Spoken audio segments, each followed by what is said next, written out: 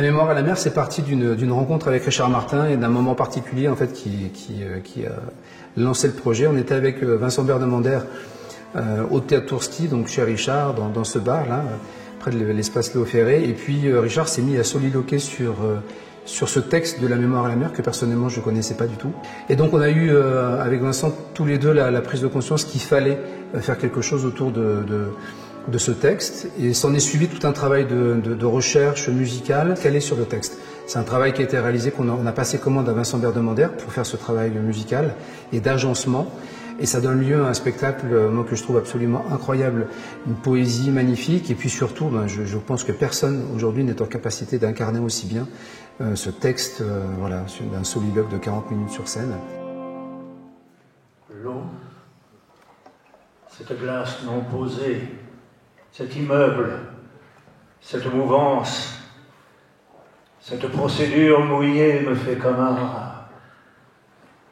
Sa cadence me dit de rester dans le clan à mâchonner les reverdures sous les neiges de ce printemps. L'instrumentarium que j'ai choisi à la base pour la petite forme est très particulier puisque il y a un accordéon, un trombone, une mandoline, une guitare, une contrebasse et un percussionniste qui accompagne la voix de Richard Martin.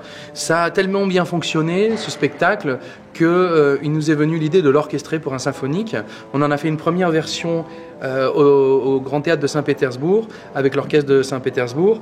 Et on s'est vu juste après l'été avec Richard, et je lui ai dit « Richard, j'ai envie de te composer un costume sur mesure. On va retravailler les choses pour que vraiment le texte et la musique épouse le texte et que la musique soit aussi puissante que le texte, ce qui a été un vrai challenge, mais en même temps les thèmes de Léo sont très forts.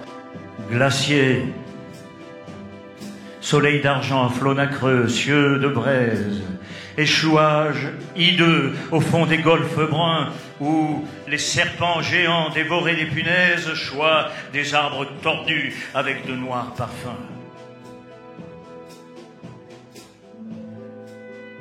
J'aurais voulu montrer aux enfants cette dorade du flot bleu, ces poissons d'or, ces poissons chantants. Des écumes de fleurs ont bercé mes dérades et d'ineffables vents montaient-les par instants.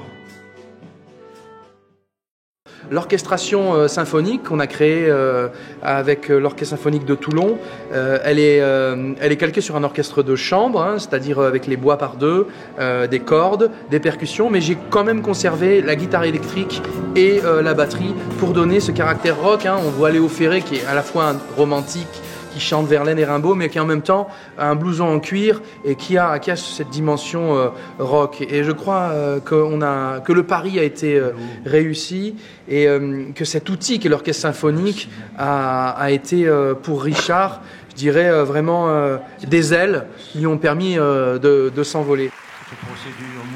Ça donne lieu à un accueil très enthousiasmant de la part du public, ce qui nous conforte dans le choix qu'on a fait, et on espère vraiment que ce spectacle va avoir le souffle qu'il mérite, parce que il faut qu'on entende cette poésie-là. Cette poésie-là est rare, elle est très contemporaine, et je crois que dans les périodes encore plus actuelles que celle-là, on a besoin du souffle des poètes, comme dirait Richard Martin, et voilà, ce projet a aussi cette ambition de faire vivre et continuer à vivre cette poésie absolument incroyable.